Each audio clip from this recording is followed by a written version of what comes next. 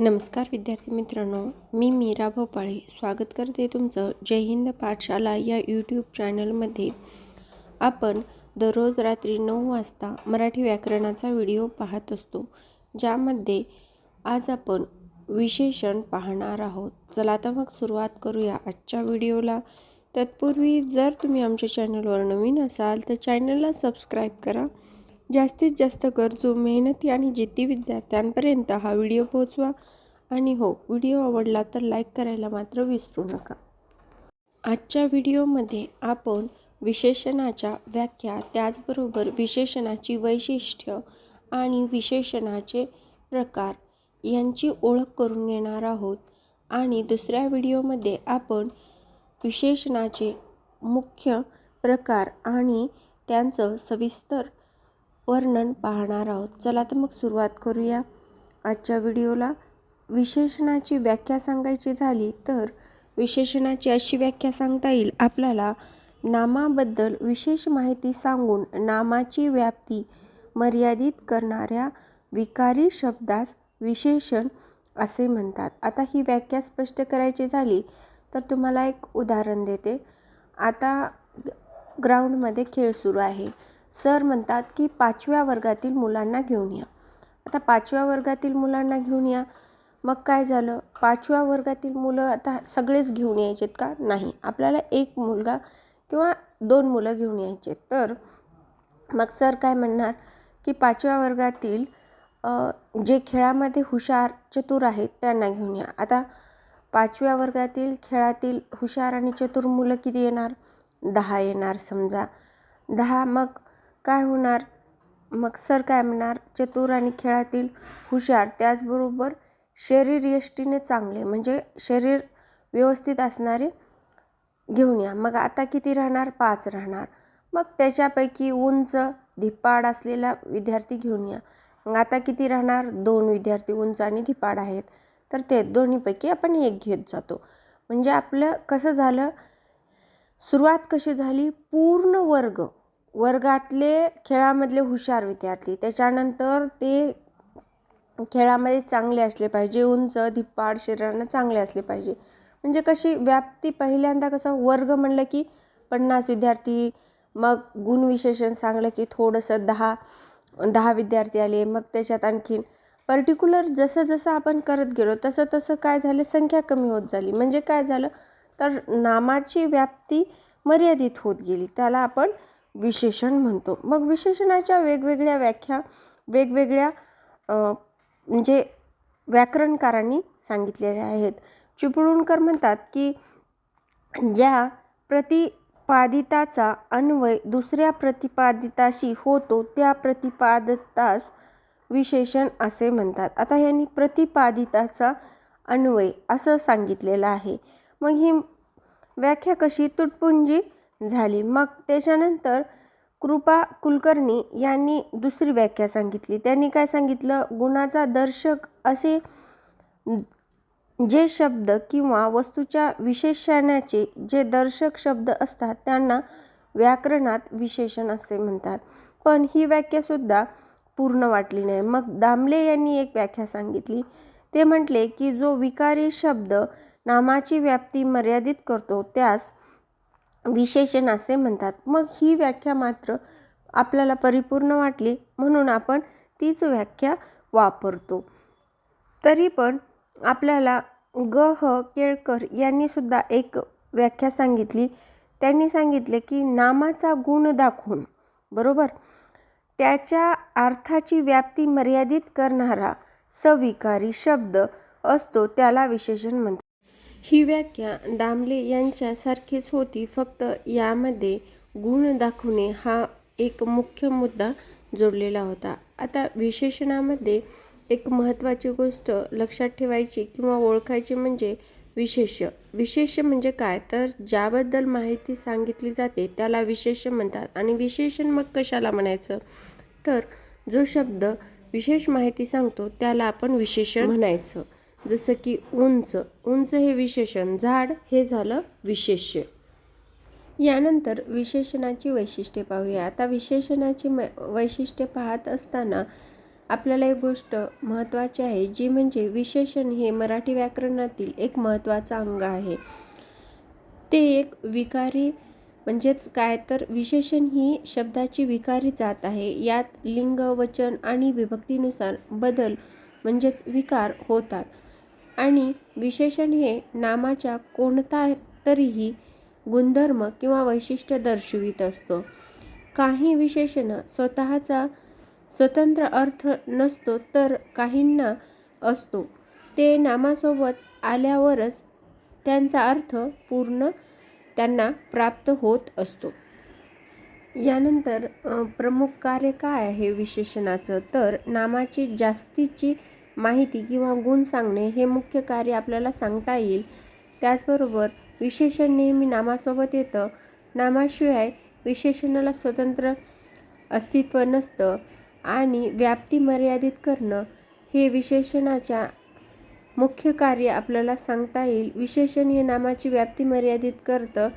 जसं की मुलगा पेक्षा शूर मुलगा म्हटल्यावर अर्थ प्राप्त होऊन नामाची व्याप्ती मर्यादित होते आणि विशेषणाला स्वतःचे लिंग किंवा वचन नसते, त्याला ते नामाच्या संदर्भात प्राप्त होत असते. जसं की सुंदर मुलगा हे काय झालं, पुरुषवाचक नाम. त्याच्यानंतर सुंदर मुलगी हे स्त्रीलिंगी, सुंदर मुलगे हे नपुंसकलिंगी. असंच होतं ज्यावेळेस विशेषण हे नामासोबत येतं आणि त्यावेळेस नामाचे जे लिंग आहे तेच विशेषणाचं लिंग होत असतं. त्यालाच आपण शब्दाचे व्याकरण चालवताना विशेषणाचे लिंगवचन सांगण्याची पद्धती नाही असं सुद्धा सांगू शकतो, कारण ते विशेषाच्या लिंगाप्रमाणे असते. विशेषणाचे मुख्य 3 प्रकार पडतात, ज्यामध्ये गुणविशेषण, संख्याविशेषण आणि साधित विशेषण असे मुख्य 3 प्रकार. संख्याविशेषणाचे गणनावाचक, क्रमवाचक, त्याचबरोबर आवृत्तीवाचक आणि पृथकत्ववाचक आणि अनिश्चित असे संख्याविशेषणाचे 5 प्रकार पडतात. त्याचबरोबर साधित विशेषणाचे नामसाधित विशेषण, सर्वनाम साधित, धातू साधित आणि अव्यय साधित असे 4 प्रकार पडतात. तर त्यामध्ये आपण आज गुणविशेषण आणि संख्याविशेषण अभ्यासूया. तर गुणविशेषणामध्ये सांगायचं झालं तर ज्या विशेषणाच्या योगाने नामाच्या कोणत्याही प्रकाराचा गुण दाखवला जातो किंवा विशेषण दाखवले जातं त्यास गुणविशेषण असं म्हणतात. आता कुठले गुण जे विशेषण म्हणून दाखवले जातात, तर आकार, वय, चव, रंग, स्वभाव, रूप, स्थिती, तीव्रता हे सर्व जे गुण आहेत ते गुणविशेषणामध्ये दाखवले जातात. जसं की मोठी मुले, आंबट बोरे, शुभ्र ससा, शूर सरदार, रेखीव चित्र, श्रीमंत व्यापारी, कडक ऊन हे काय दाखवायले, तर आकार, वय, चव, स्वभाव, रूप, स्थिती, तीव्रता या सर्व गोष्टी दाखवायलेत. म्हणून याला काय म्हणायचं, तर गुणविशेषण म्हणायचं. एक गोष्ट लक्षात ठेवायची, गुणविशेषण ओळखत असताना त्यामध्ये साधित हा शब्द असायला नाही पाहिजे किंवा धातूपासून तयार झालेला असला नाही पाहिजे. त्याच्यामध्ये गुणच यावे लागतात. जसं की आकार, वय, चव, रंग, स्वभाव, रूप, स्थिती आणि तीव्रता या गोष्टी दाखवत असेल तरच तो गुणविशेषण होतो. म्हणजे मूळचे गुणविशेषण किंवा सिद्ध विशेषण असतील तरच तो गुणविशेषणाचा प्रकार पडतो. यानंतर संख्याविशेषण. तत्पूर्वी जर तुम्ही आमच्या चॅनलवर नवीन असाल तर चॅनलला सबस्क्राईब करा आणि जास्तीत जास्त गरजू, मेहनती आणि जिद्दी विद्यार्थ्यांपर्यंत हा व्हिडिओ पोहोचवा. संख्याविशेषण पाहत असताना गणना वाचक विशेषण जर पाहायचं झालं तर आपल्याला नामाला किती हा प्रश्न विचारावा लागतो. त्याचबरोबर क्रमवाचक संख्याविशेषण पाहायचं झालं तर आपल्याला नामाला कितवा, कितवी किंवा कितवे हा प्रश्न विचारला की क्रमवाचक संख्याविशेषण येतं. आवृत्तीवाचक विशेषण संख्याविशेषण पाहायचं झालं तर नामाला आपल्याला कितीदा किंवा किती वेळा, किती पट ह्या गोष्टी नामाला जर विचारल्या तर आवृत्तीवाचक संख्याविशेषण येतं. पृथकत्ववाचक संख्याविशेषण हे म्हणजे पृथक्करण म्हणजे काय, तर पृथक म्हणजे वेगळं करणं किंवा निराळं करणं किंवा वेगवेगळं करणं, याला आपण पृथक म्हणतो. पृथकत्ववाचक म्हणजे आपण निराळं करणं किंवा वेगवेगळं करणं असा त्याचा बोध होतो आणि त्याचप्रमाणे हे संख्या विशेषण असतं. अनिश्चित म्हणजे सर्वांनाच लक्षात येऊ शकतं की त्याच्यामध्ये एखादाही निश्चित आकडा सांगता येत नाही, त्याला आपण अनिश्चित संख्या विशेषण म्हणतो. जेव्हा केव्हा संख्या विशेषणाची व्याख्या आपल्याला आयोग विचारतो त्यावेळेस एक गोष्ट लक्षात ठेवायची की ज्या विशेषणाच्या योगाने नामाची संख्या दाखवली जाते त्यास संख्या विशेषण असं म्हणतात. आपल्याला फसवण्यासाठी कधी आपल्याला वचनाची सुद्धा व्याख्या देतात. तर वचन याची व्याख्या काय तुम्ही मला कमेंट बॉक्समध्ये सांगा, कारण संख्या विशेषण याची व्याख्या अशी आहे की ज्या विशेषणाच्या योगाने नामाची संख्या दाखवली जाते त्यास आपण संख्या विशेषण म्हणतो. त्याचे आपण 5 प्रकार पाहिलेत, ज्यामध्ये गणनावाचक संख्या विशेषण आपण आता सविस्तर अभ्यासूया. गणनावाचक संख्या विशेषण काय असतं, तर नामाला किती म्हणून विचारायचं, ज्यामध्ये पूर्णांकवाचक संख्या विशेषण येतं, अपूर्णांकवाचक संख्या विशेषण येतं आणि साकल्यवाचक संख्या विशेषण. आता तुम्ही म्हणाल पूर्णांक आणि अपूर्णांक तर आम्हाला माहिती आहे, जसं की 1, 2, 3 हे झाले पूर्णांक आणि अपूर्णांक सांगायचं झालं तर पाव, अर्धा पाऊण, हे सर्व तर आम्हाला कळतं. पण साकल्यवाचक काय आहे, तर साकल्यवाचक म्हणजे जेवढं असेल तेवढं पूर्ण, त्याला आपण साकल्यवाचक संख्या विशेषण म्हणतो. या विशेषणाचा उपयोग केवळ गणती किंवा गणना करण्यासाठी होतो, त्याला आपण काय म्हणतो, तर गणनावाचक विशेषण म्हणतो. गणनावाचक विशेषण 2 प्रकारे लिहिता येतं, एक तर अक्षराने आणि दुसरं तर अंकाने. जसं की 10 मुली, 14 भाषा, 60 रुपये, सहस्त्र किरणे, 25 गाड्या, 50 विद्यार्थी, हे काय झाले, मी अक्षरात आणि अंकात लिहून दाखवलेली काही उदाहरणं झाली गणनावाचक संख्या विशेषणाची. तर आपल्याला ही सर्व नामाला किती हा प्रश्न विचारला की गणनावाचक संख्या विशेषण समजून जातं.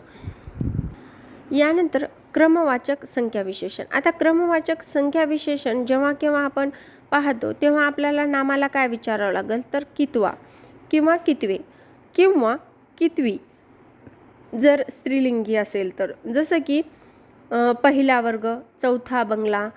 त्यानंतर एखादी स्पर्धा आहे ज्यामध्ये सुमन ही पहिली आली तर आपण ती कितवी आली, नामाला काय विचारणार, सुमन कितवी आली, तर ती पहिली आली. हे काय झालं, क्रमवाचक संख्या विशेषण. जेव्हा ही विशेषणं वस्तूचा क्रम दाखवितात तेव्हा त्याला क्रमवाचक संख्या विशेषण असं म्हणतात. यानंतर आवृत्तीवाचक संख्या विशेषण. नामाला कितीदा किंवा किती वेळा, किती पट असा प्रश्न ज्या वेळेस विचारतो तेव्हा आवृत्तीवाचक संख्या विशेषण आपल्याला समजून येतं. जसं की चौपट मुले, किती पट, चौपट. दुहेरी रंग, किती वेळा, दुहेरी म्हणजे 2 वेळा. त्यानंतर द्विगुणित आनंद, किती पट आनंद, द्विगुणित. याप्रमाणे नामाला जर आपण कितीदा, किती वेळा, किती पट असा प्रश्न विचारला तर आवृत्तीवाचक संख्या विशेषण आपल्याला भेटून जातं. ही विशेषणं संख्येची किती वेळा आवृत्ती झालेली आहे हे दाखवितात, म्हणून यांना आवृत्तीवाचक संख्या विशेषण म्हणतात. पृथकत्ववाचक संख्या विशेषण. पृथकत्ववाचक संख्या विशेषण हे विशेषण वेगवेगळ्या असा बोध करून देतात, म्हणून यांना पृथकत्ववाचक संख्या विशेषण म्हणतात. जसं की आता आपल्या वर्गामध्ये किती मुलं आहेत, समजा 55 मुले आहेत, तर आपल्याला 11 मुलांचा एक गट करायचा आहे, तर आपण काय म्हणणार, 11 मुलांचा वेगवेगळा गट करा. म्हणजे एक निश्चित संख्या आहे, ज्या निश्चित संख्येचा आपल्याला वेगवेगळा गट तयार करायचा, त्याला पृथकत्ववाचक संख्या विशेषण आपण म्हणू शकतो. जसं एक मुले जा, वर्गात आता 100 मुले आहेत, त्यांना आपल्याला पाठवायचे, तर आपण असं म्हणायचं की सगळेच एकदा जाऊ नका, धांदलगाई होईल, एकेकाने जा, एक मुलगा जा आणि 10 जणांचा गट पाडा. जर आपल्याला सांगायचं असेल की लोकशाही चांगली का राजेशाही चांगली असं जर सांगायचं असेल तर एकाच वर्गात 10-10चा गट पाडून आपण राजेशाहीचा वेगळे गट आणि लोकशाहीचे वेगळे गट पाडू शकतो. म्हणजे एक निश्चित संख्या धरून आपण गट पाडतो त्याला पृथकत्ववाचक संख्या विशेषण म्हणतात. आता अनिश्चित संख्या विशेषण ही संख्या विशेषणं निश्चित अशी संख्या दाखवित नाहीत. म्हणजे कसं, ही सर्व रस्ते नांदेडला जोडतात. आता ही सर्व रस्ते म्हणजे आपल्याला माहीत आहेत का किती रस्ते आहेत जे नांदेडला जोडतात? नाही. सर्व म्हणलं की लक्षात आलं की सगळे रस्ते, पण आपल्याला निश्चित माहीत आहे का किती आहेत ते? नाही. म्हणून हे अनिश्चित संख्या विशेषण आहे.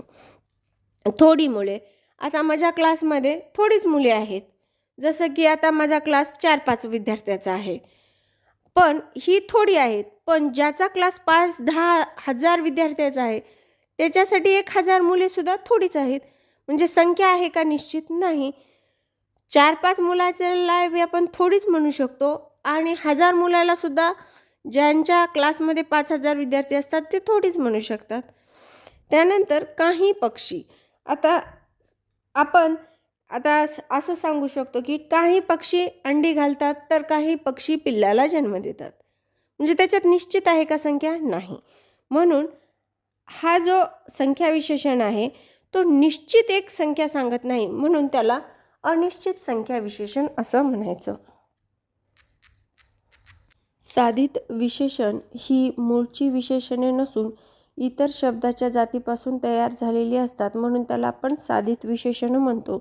विशेषणाचे मुख्य कार्य हे की ते नामाबद्दल विशेषणाची अधिक माहिती सांगतात किंवा नामाची व्याप्ती मर्यादित करतात, त्याला आपण विशेषण म्हणतो. पण विशेषण हे नेहमी नामासह येते. वाक्यात नाम नसेल तर विशेषण येणार का? तर नाही. मग विशेषण हे साधित विशेषण काय असतं? तर साधित विशेषण हे नामाच्या वेगवेगळ्या जाती, जसं की सर्वनाम, नामसदृश्य, त्याचबरोबर प्रश्नार्थक नाम किंवा संबंधित, दर्शक, अशा वेगवेगळ्या जातीतले प्रकार घेऊन तो येत असतो. जसं की दर्शक विशेषण सांगायचं झालं तर ही मुलगी चालाक आहे. त्यानंतर संबंधी विशेषण सांगायचं झालं तर जो मुलगा व्यायाम करतो तो सशक्त होतो. प्रश्नार्थक सांगायचं झालं तर कोण मनुष्य येऊन गेला, त्याला काय पदार्थ आणले, असे प्रश्नार्थक विशेषण आहेत. तर सार्वनामिक विशेषण आम्हा मुलांचं कोण विचारात घेतंय किंवा नामसदृश्य विशेषण, विशेषणाच्या पुढे नाम असेल तेव्हा ते विशेषण नामाचे कार्य करते. जसं की श्रीमंत माणसांना गर्व असतो, हे याच्यामध्ये श्रीमंत काय आहे तर विशेषण आहे. पण जर आपण श्रीमंतांना गर्व असतो असं म्हटलं तर श्रीमंत हे विशेषणच स्वतः नाम होतो. म्हणजे काय तर वेगळ्या वेगळ्या जाती ज्या आहेत नामाच्या, त्या ज्यावेळेस विशेषणाचं कार्य करतात त्यावेळेस आपण साधित विशेषण असं म्हणू शकतो. ज्यामध्ये आपण नामसाधित विशेषण पाहूया. आता नामसाधित विशेषण काय आहे तर ते नामापासून तयार होतं, बरोबर. मग अशा प्रकारच्या विशेषणाला विशेष्य मिळून सामासिक शब्द तयार होतो आणि सामासिक शब्द तयार होऊन नामसाधित विशेषण तयार होत असते. ज्यामध्ये आपण उदाहरण पाहू शकतो, मी आज साखर काकडी खाल्ली. आता साखर एक नाम आहे, पण साखर काकडी म्हणजे एकदम अशी साखरेसारखी जी काकडी असती ती खाल्ली, म्हणून इथे नाम काय करायलंय, विशेषणाचं कार्य करायलंय. म्हणून हे काय झालं तर नाम साधित विशेषण झालं. त्याचबरोबर त्याचा मित्र पुस्तक विक्रेता आहे. याच्यामध्ये आपण कोणाबद्दल माहिती पाहतोय की पुस्तक विक्रेता मित्र म्हणजे कोण, व्यक्ती. पुस्तकाबद्दल माहिती पाहतो का? नाही. तरी पण हे पुस्तक विक्रेता हे नाम म्हणून कार्य करते. म्हणून काय झालं तर इथे सुद्धा नाम साधित विशेषण झालं. त्यानंतर रामला फळ भाजी फार आवडते. आता फळ वेगळं आहे, भाजी वेगळं आहे, बरोबर आहे, पण हे दोघं जेव्हा एकत्र येतात तेव्हा एक वेगळी वस्तू म्हणजे नामाचं कार्य करते. फळ भाजी ही वेगळी आहे ना, तिथे नामाचं कार्य करायला. म्हणून काय झालं, इथे सुद्धा फळभाजी हे नामसाधित विशेषण झालेलं आहे. यानंतर सर्वनाम साधित विशेषण हे काय होते तर सर्वनामापासून तयार होते सर्वनाम साधित विशेषण. जसं की हा मनुष्य, तो पक्षी, माझे पुस्तक, हा काय आहे सर्वनाम आहे. तो काय आहे सर्वनाम आहे. माझे काय आहे सर्वनाम आहे. पण त्याच्यापासून विशेषण तयार होते. जसं की मीचा काय होणार सार्वनामिक विशेषण जर घ्यायचं झालं तर माझा किंवा मला, आम्हीचा आमचा आम्हाला, तू तुझा तुला, तुम्ही तुमचा तुम्हाला, तो त्याचा, ती तिचा, ते त्याचे, हा जसा जितका जेवढा, तो जसा जितका जेवढा, कोण कोणता केवढा, काय कसा कसला. हे काय झाले सर्वनामाचे सार्वनामिक विशेषण झाले. म्हणजे काय म्हणायचे मला तर एखादा मंत्री आहे ज्यानं PA पाठवले की तिथे जाऊन माझी बाजू स्पष्ट कर, पण त्या मंत्र्याच्या PA बाजू स्पष्ट करता आली नाही. म्हणून काय झालं मंत्र्याला स्वतः यावं लागलं. मग काय झालं तर ज्या वेळेस तो बाजू मांडायला जाईल तेव्हा ते काय करणार मंत्र्यासारखंच तो वागणार ना. त्याचप्रमाणे सर्वनाम हे नामाऐवजी येते हे आपल्याला सर्वांना माहीत आहे. मग तो जर मंत्र्याऐवजी गेला तर तो काय करणार स्वतः मंत्री असल्यासारखं वागणार. म्हणजे तसंच ह्या सर्वनाम साधित विशेषणामध्ये होतं. ज्या वेळेस मीचा माझा होतो, हाचा जसा जितका जेवढा होतो, त्यावेळेस सर्वनाम साधित विशेषण होत असतं. यानंतर आपण धातू साधित विशेषण पाहणार आहोत.